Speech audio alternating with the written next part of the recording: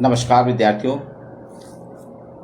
समाजशास्त्र की इस चैनल में यूट्यूब चैनल में आपका मैं स्वागत करता हूँ। मैं ध्रुव कुमार दीक्षित केसरवानी महाविद्यालय जबलपुर में समाजशास्त्र का प्राध्यापक हूँ और आपके साथ विगत एक माह से लगातार समाजशास्त्र के विभिन्न विषयों पर बात कर रहा हूँ। आज हम बात करेंगे भारतीय समाजशास्त्री एम.एन. श्रीनिवास। एम.एन. श्रीनिवास जिनका जन्म 16 नवंबर 1916 को मैसूर में हुआ था। इनका पूरा नाम था मैसूर नरसिम्हाचार्य श्रीनिवास। एम.एन. श्रीनिवास एक ऐसे समाजशास्त्री हैं जो भारत को विश्व प्रसिद्ध समाजशास्त्रियों में जिनकी गिनती होती है। वास्तव में भारत के 2-3 समाजशास्त्री हैं जिनकी अवधारणाएं समाजशास्त्र जगत में महत्वपूर्ण है, जिसमें राधाकांत मुखर्जी के हमने मूल्यों के समाजशास्त्र की चर्चा की थी। अब एम.एन. श्रीनिवास मैसूर नरसिम्हाचार्य श्रीनिवास के संस्कृतिकरण की अवधारणा की हम आज चर्चा करेंगे। इसके पहले थोड़ा इनके बारे में हम जानते हैं। एम.एन. श्रीनिवास जो थे, ये भारतीय समाजशास्त्र के विचारकों में एक महत्वपूर्ण समाजशास्त्री अवधारणाएं और प्रक्रियाओं के विकास में इनका नाम उल्लेखनीय है। विश्वविद्यालयीन शिक्षा इनकी प्रख्यात समाजशास्त्री जी.एस. घुरिये के अंडर में हुई मुंबई विश्वविद्यालय में, और इन्होंने मैसूर राज्य में विवाह और परिवार विषय पर बहुत से व्याख्यान दिए, जिस पे इनकी किताब 1942 में marriage and family in Mysore प्रकाशित हुई। दिल्ली स्कूल ऑफ इकोनॉमिक्स में रहे, ऑक्सफोर्ड में प्रवक्ता रहे, ऐसे कई जगह बड़ौदा विश्वविद्यालय में ने समाजशास्त्र विभाग में प्रोफेसर के पद में स्थापित हुए। इसलिए आप बड़ौदा का जितने भी समाजशास्त्र के विद्यार्थी हैं, इनको बड़ौदा यूनिवर्सिटी जाना चाहिए। वहाँ आप समाजशास्त्र को देखने के लिए, समाजशास्त्र विभाग को देखेंगे तो आपको समझ में आएगा कि पूरा डिपार्टमेंट एम.एन. श्रीनिवास में है। इनके बहुत सी किताबें हैं, जिसमें marriage and family in Mysore 1942 में आई थी, religion and society among the Coorgs of south India ये 1952 में आई, caste in modern India and other essays 1962 में, social change in modern India 1966 में आई, method in social anthropology edited book है इनकी, इंडियाज विलेजेज ये भी एडिटेड। इनकी जो विभिन्न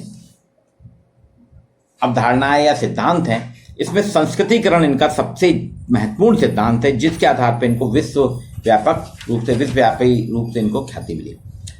ये इनकी एक महत्वपूर्ण अवधारणा है। इनमें एम.एन. श्रीनिवास ने बताया कि जाति समूह जो है भारत में, वो अपनी स्थिति को ऊंचा उठाने के लिए या किसी ऊंची जाति के समान प्रतिष्ठा प्राप्त करने के लिए, जाति समूह में या कोई जाति किसी ऊंची जाति के समान प्रतिष्ठा प्राप्त करने के लिए जब निम्न मध्यम स्तर की जातियां उच्च जातियों के जीवन तरीकों को अपनाने लगते हैं, है ना, इसको वो कहते हैं ये संस्कृतिकरण है। और ये हर जाति समूह में होता है। एक निम्न जाति समूह ऊंची जाति समूह के जब संपर्क में आता है तो उसके जैसा व्यवहार करने लगता है, और इसको उसने कहा ये संस्कृतिकरण, संस्कृताइजेशन है। इसको उन्होंने अपनी पुस्तक religion and society among the Coorg of south India में जाति की गतिशीलता की प्रक्रिया को व्यक्त करने के लिए, जाति गतिशीलता की जो प्रक्रिया है उसको व्यक्त करने के लिए कहा था। इसको उनका कहना था प्रत्येक जाति व्यवस्था की संरचना में क्रियाशील रहने वाली परिवर्तन की प्रक्रिया जो है संस्कृतिकरण है। वो कहते थे, उसके पहले माना जाता था कि जाति एक बंद वर्ग है, caste is a close class. Majumdar ने कहा था जाति एक बंद वर्ग है, इसलिए जाति व्यवस्था में किसी भी जाति को अपने लिए जो निर्धारित व्यवहार के तरीके हैं, नियम है, व्यवसाय हैं, छोड़ने या परिवर्तन करने की अनुमति नहीं दी जाती थी। लेकिन भारतीय समाज का अध्ययन कर स्पष्ट किया इन्होंने कि व्यवहारिक रूप से जाति कभी भी पूर्णतया बंद नहीं रही। एक महत्वपूर्ण अवधारणा जो थी मजूमदार की, जाति एक बंद वर्ग है, इसको एम.एन. श्रीनिवास कहते हैं कि भारतीय व्यवस्था का जब हम अध्ययन करते हैं, लोगों के व्यवहार, लोगों की गतिविधियां, इनको जब देखते हैं, उनके व्यवसाय छोड़ने की गतिविधियां, तो उससे स्पष्ट है कि जाति जो है कभी भी बंद नहीं रही, है ना। इसके लिए उन्होंने दक्षिण भारत की कुर्ग एक जाति है दक्षिण भारत में। कुर्ग एक छोटा सा जगह है, आजकल तो टूरिस्ट प्लेस बन गया है। यहाँ के लोगों के सामाजिक आर्थिक जीवन जो है, लोगों के सामाजिक आर्थिक धार्मिक जीवन का अध्ययन करके उन्होंने बताया कि कुर्ग जाति के व्यक्ति ब्राह्मणों के जीवन शैली और सांस्कृतिक विशेषताओं का अनुसरण करने के लिए कुर्ग जनजाति जो है, कुर्ग ट्राइब्स जो है, वो ब्राह्मण के समान बनने के लिए उनकी जीवन शैली, उनकी सांस्कृतिक विशेषताओं का अनुकरण करने के लिए स्वयं मांसाहार, शराब, पशु बलि का विरोध करने लगे। और बोले इस विरोध का मूल उद्देश्य यह था कि अपने जातिगत स्थिति में, जाति सोपान में सुधार करके समाज में अधिक से अधिक प्रतिष्ठा प्राप्त करना। एम.एन. श्रीवास्तव ने कुर्ग जाति की जीवन शैली में होने वाले इस बदलाव को उन्होंने पहले ब्राह्मणीकरण शब्द दिया, उन्होंने ब्राह्मणी का शब्द किया, लेकिन बाद में संशोधन किया। उन्होंने कहा कि नहीं, विभिन्न क्षेत्रों में निम्न जातियां जो हैं किसी दूसरी उच्च जाति के जब संपर्क में आती हैं तो उनके सांस्कृतिक कर्मकांड, संस्कृति को का अनुकरण करके अपनी स्थिति को ऊंचा उठाने का प्रयास करती हैं। ये खाली ब्राह्मणीकरण नहीं है, ये इसको उन्होंने कहा कि ब्राह्मणीकरण की जगह हमको इसमें संस्कृतिकरण शब्द का प्रयोग करना चाहिए। ये उनकी संस्कृतिकरण की अवधारणा थी, जो वास्तव में बताती थी जब किसी उच्च जाति समूह के संपर्क में या कोई निम्न जाति समूह उच्च जाति के संपर्क में आता है तो वो उनके जैसा प्रतिष्ठा प्राप्त करने के लिए अपने व्यवहारों को, अपनी गतिविधियों को उनके अनुरूप कर लेता है। तो ये कहते थे संस्कृतिकरण वह प्रक्रिया है जिसके द्वारा एक निम्न हिंदू जाति या कोई जनजाति या अन्य समूह किसी उच्च या द्विज जाति समूह के रीति रिवाज, कर्मकांड, विचार और उनकी जीवन पद्धति या शैली को अपना ले या उसको अपनाने लगे, अपनी शैली को बदल के उनकी शैली को अपना ले। ये प्रक्रिया वो कहते हैं संस्कृताइजेशन या संस्कृतिकरण कहलाती है।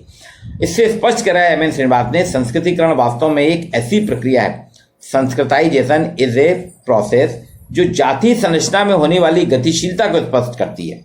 यानी जाति संरचना में जो गतिशीलता है, जबकि इसके पहले कहा जाता था जाति एक बंध है, जाति गतिशील नहीं है, लेकिन एम.एन. श्रीवास्तव ने कहा कि जाति गतिशीलता की प्रक्रिया को जो स्पष्ट करे वो प्रक्रिया कहलाती है संस्कृतिकरण। इसमें उन्होंने बहुत सी, इनका कहना था मूलतः इन्होंने एम.एन. श्रीवास्तव का अध्ययन 3 चीज पे ही था, एक संस्कृतिकरण पे, धर्मनिरपेक्षीकरण या लौकिकरण सेकुलराइजेशन पे और प्रभु जाति पे। इनके 3 अवधारणाएं बहुत थी, लेकिन संस्कृतिकरण जो है इसने इनको विश्वव्यापक के रूप में, ये कहते हैं एक ऐसी प्रक्रिया है संस्कृतिकरण जिसके अनुसार निम्न हिंदू जातियां या जनजाति उच्च जाति समूह के व्यवहार अपना लेती है। और इसका उन्होंने कुर्ग का एक लंबा अध्ययन करके कहा, उन्होंने बताया कि यहाँ पे संस्कृतिकरण की अवधारणा में जब उन्होंने ब्राह्मणीकरण किया तो कहते हैं जो लिंगायत समूह है ना, विश्वकर्मा अपना इष्ट देव मानते हैं उनको, लिंगायत समूह को विश्वकर्मा लोग अपना इष्ट मानते हैं और ब्राह्मणों की सभ्यता और संस्कृति वो अपना रहे हैं। जैसे ब्राह्मणों की बात ही, वहाँ जनेऊ पहनने लगे विश्वकर्मा लोग, मांस मदिरा का सेवन बंद कर दिया, विधवा पुनर्विवाह जो था है ना प्रारंभ करा दिया, बाल विवाह है ना, ये सारी चीजें उन्होंने बदलाव किया। तो ये कहते हैं कि ब्राह्मणों की सभ्यता संस्कृति, विश्वकर्मा में विधवा पुनर्विवाह होता था, उन्हें रोक लगा दी, बाल विवाह पे रोक लगा दी। ये करते हैं कि वे उच्च जाति में आने का प्रयास कर रहे हैं कि इसके माध्यम से वो उच्च जाति में आ जाए। तो संस्कृतिकरण वास्तव में क्या है कि एक निम्न सोपान से उच्च सोपान में आने का है। योगेंद्र सिंह कहते हैं संस्कृतिकरण को, योगेंद्र सिंह ने कहा इस अवधारणा के 2 पक्ष हैं, पहला ऐतिहासिक और दूसरा संदर्भात्मक। ऐतिहासिक संदर्भ में बात करते हैं कि भारतीय समाज के इतिहास में संस्कृतिकरण और सामाजिक गतिशीलता, संस्कृताइजेशन और सोशल मोबिलिटी एक प्रक्रिया, एक प्रोसेस है। और संदर्भात्मक अध्यक्ष में कहते हैं सापेक्षिक भाव में संस्कृतिकरण परिवर्तन की एक प्रक्रिया है। इसके आधार पर संस्कृतिकरण की इनने जो विशेषताएं दी हैं, संस्कृतिकरण का संबंध क्या है, निम्न जातियों से। यह सामाजिक गतिशीलता को प्रकट करने की प्रक्रिया है। यह प्रक्रिया हिंदू जाति तक ही सीमित है। संस्कृतिकरण की प्रक्रिया का संबंध किसी एक व्यक्ति या कुछ परिवारों से नहीं बल्कि एक पूरे समूह से होता है। संस्कृतिकरण के कई आदर्श हो सकते हैं। इस प्रक्रिया में उच्च जाति के प्राचीन मूल एवं विचारों को अपनाया जाता है। संस्कृतिकरण की प्रक्रिया एक सार्वभौमिक प्रक्रिया जो भारतीय इतिहास में हर काल में देखने को मिलती है। यह एक बहुआयामी प्रक्रिया है। यह विचारधारा को ग्रहण करने की प्रक्रिया है। अब इसके आधार पर संस्कृतिकरण का संबंध वास्तव में निम्न जाति और अन्य पिछड़ा वर्ग से। योगेंद्र सिंह इसको कहते हैं अग्रिम सामाजिकरण, एंटीसिपेटरी सोशलाइजेशन है। संस्कृतिकरण को एक प्रक्रिया वो कहते हैं, एक अग्रिम सामाजिकरण है, एंटीसिपेटरी सोशलाइजेशन है। इसमें एक निम्न जाति किसी उच्च जाति की संस्कृति को, एक निम्न जातीय समूह किसी उच्च जाति की संस्कृति को इस आशा से अपनाता है कि उसे इस जाति में सम्मिलित कर लिया जाएगा, यानी भविष्य में कभी वो इस जाति का सदस्य बन जाएगा। इसलिए वो कहते हैं कि सामाजिक सांस्कृतिक परिवर्तन के सूचक है ये संस्कृतिकरण की प्रोसेस ऑफ सोशलाइजेशन, एक सिंबॉलिक है, एक सूचक है सामाजिक और सांस्कृतिक परिवर्तन का। ये टू वे प्रक्रिया है, ये टू वे प्रक्रिया है। संस्कृतिकरण कहते हैं, योगेंद्र सिंह ने इसको कहा है कि संस्कृतिकरण की प्रक्रिया विचारधारा ग्रहण की प्रक्रिया है, आइडियोलॉजी बोरिंग प्रोसेस है। संस्कृतिकरण आइडियोलॉजी बोरिंग प्रोसेस है, विचारधारा को ग्रहण करने की प्रक्रिया है। अब इसके उनने कुछ स्रोत बताए हैं, सेक्टर बताए हैं, कुछ इसके सोर्सेज बताए हैं। धार्मिक स्थल, संचार और यातायात के साधन, राजनीति, शिक्षा, समाज सुधार आंदोलन, नवीन संविधान और कानून, औद्योगिकरण, ये उन्होंने उसके फैक्टर्स बताए। धार्मिक स्थल कैसे? भारत में धार्मिक स्थल बहुत हैं, कई तीर्थ स्थान हैं, मठ हैं, पवित्र नदियां हैं। यहाँ जो धार्मिक सम्मेलन होते हैं, भजन होते हैं, हरि कथा होती है, प्रवचन होते हैं, कुंभ का मेला लगता है, सत्यनारायण की कथा होती है, भागवत पुराण होते हैं, इसने संस्कृतिकरण को बहुत बढ़ाया। यहाँ उच्च जाति धार्मिक स्थलों में यहाँ आती हैं तो इनका अनुकरण वहाँ निम्न जाति के लोग जो आते हैं करने लगते हैं। संचार और यातायात के साधन, संचार और यातायात के साधन के कारण से गांव और शहर एक हो गए। जितने निम्न जाति के लोग शहरों में आने लगे, शहरों में उनके आदान प्रदान होने से उनमें ये बदलाव की प्रक्रिया है। राजनीति ने भी समाज में जाति व्यवस्था को और शासन का अधिकार मान के यहाँ पे संस्कृतिकरण एक आदर्श बन जाती है। जैसे बहुजन समाज पार्टी, गौड़वाना जन गणतंत्र पार्टी, यहाँ आप देखेंगे बहुजन समाज पार्टी में ब्राह्मण आ गए, जबकि वो निम्न जाति समूह की बात कर रही है, लेकिन ब्राह्मण उसमें पदाधिकारी है। शिक्षा एक प्रमुख कारक है जो लोगों में प्रचार करके निम्न जाति को उच्च जाति की जीवन शैली अपनाने के लिए प्रेरित करता है। समाज सुधार आंदोलन, समाज आर्य समाज है, ब्रह्म समाज है, प्रार्थना समाज है, क्षुद्रद्वार है, ये सारे आंदोलन समाज सुधार के इन्होंने संस्कृतिकरण की प्रक्रिया को तेज करा है। नवीन संविधान, हमारे जो नवीन संविधान और कानून है, इन्होंने भी संस्कृतिकरण को तेज किया। औद्योगिकरण, इंडस्ट्रियलाइजेशन के कारण तो है, इन औद्योगिकरण में सभी एक हो जाते हैं, यहाँ पे स्किल की बात होती है। इसके परिणाम जो है, संस्कृतिकरण के परिणाम जो है, इससे निम्न जाति है उनकी जीवन शैली में व्यापक परिवर्तन हुआ है। ये जन पर आधारित सामाजिक परिस्थिति में बदलाव लाना शुरू किया इसने। इससे भारत की प्राचीन और परंपरागत जो जाति व्यवस्था थे, जो कठोर थी, उसमें शिथिलता आने लगी। आप देखिए खान पान के प्रतिबंध आजकल बंद हो गए, व्यावसायिक प्रतिबंध बंद हो गए, ब्राह्मण लोग ब्यूटी पार्लर चला रहे हैं, है ना, खान पान के प्रतिबंध खत्म हो गए। दूसरी चीज, संस्कृति के कारण स्थानीय गतिशीलता में वृद्धि हुई है, स्थानीय लोकल लेवल पे मोबिलिटी बढ़ी है। संस्कृतिकरण ने क्या करा, निम्न जाति की स्थिति में पदमूलक परिवर्तन, पोजिशनल चेंज किया है ना, जिससे उनकी सामाजिक प्रतिष्ठा में वृद्धि हुई है।